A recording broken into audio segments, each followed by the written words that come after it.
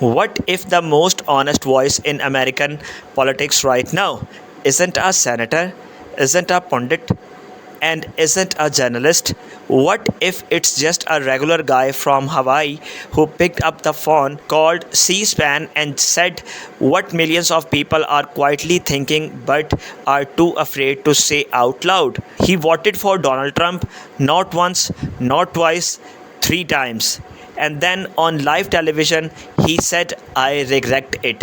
That call went viral, and today we are going to break down exactly why it matters not to score points, but because this moment tells us something important about where America actually is right now.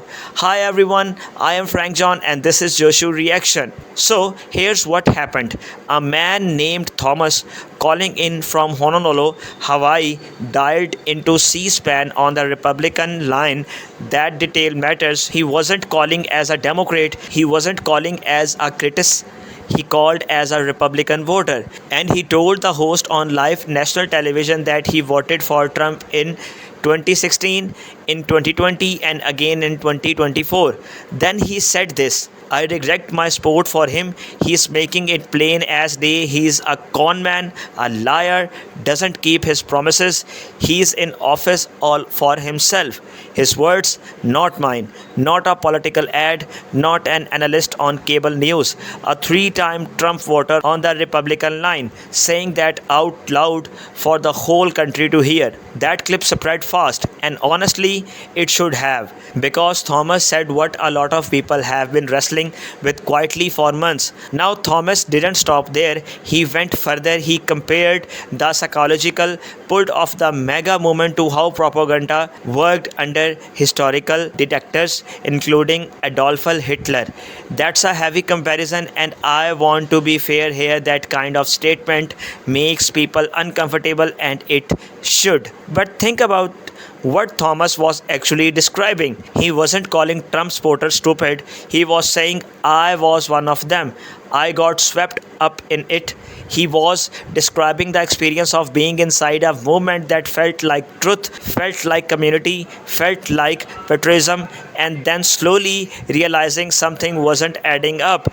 That's not stupidity, that's human nature. Powerful political movements throughout history have always worked by making people feel like they belong to something bigger. The problem is when the movement is built around a personality instead of a principle, it starts to demand loyalty over reality. Thomas looked around, he paid attention, and somewhere between the promises and the results, he started doing the math. So, what did the math actually look like for Thomas? Let's be honest and specific. Trump promised to lower prices on day one, but tariffs went up and those costs got passed directly to American families at the grocery store, the hardware store, the car dealership. That's not opinion. That's what tariffs do. Economists across the political spectrum will tell you the same thing. Trump promised to drain the swamp, but look at who's been in and around this administration. The lobbying didn't stop, the insider access didn't disappear. If anything, the swamp got new residents. Trump promised to release the Epstein files, the files that were supposed to expose the powerful, the ones his supporters had been waiting years for. They are still not out in any meaningful way. One broken promise. People can live with that.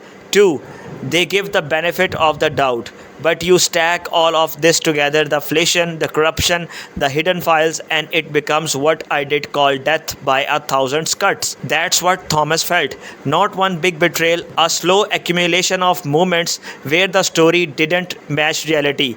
Now, here's where I need to be direct with you, and I mean this sincerely. If your reaction to Thomas' call was, I told you so, I get it.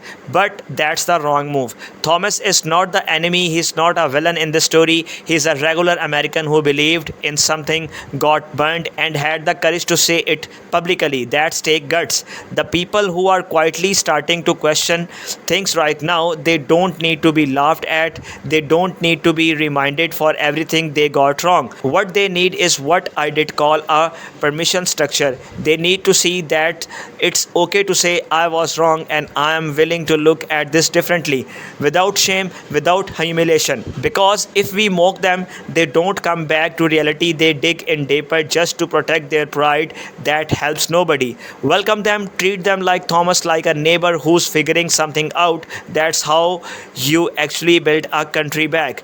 And for anyone watching this right now who's in that place who voted for Trump and it's quietly having doubts, I want you to know something. You are not alone. There are communities being built specifically for people going through exactly what Thomas described. One of them is leavingmaga.org, a space for people who are stepping back, asking questions, and looking for honest conversation without judgment. No one's going to attack you there, no one's keeping score. There are real people at these crossroads all across America, regular folks, veterans, farmers, small businessmen, owners, parents who gave this their honest trust and are now just looking for solid ground. If that's you or someone you know, don't isolate, find community, ask questions, the door is open. Thomas from Hawaii made a phone call that went viral because it was real. In a world full of noise and spin, real is rare and it cuts through. If this video gave you something to think about, share it with someone who needs to hear it.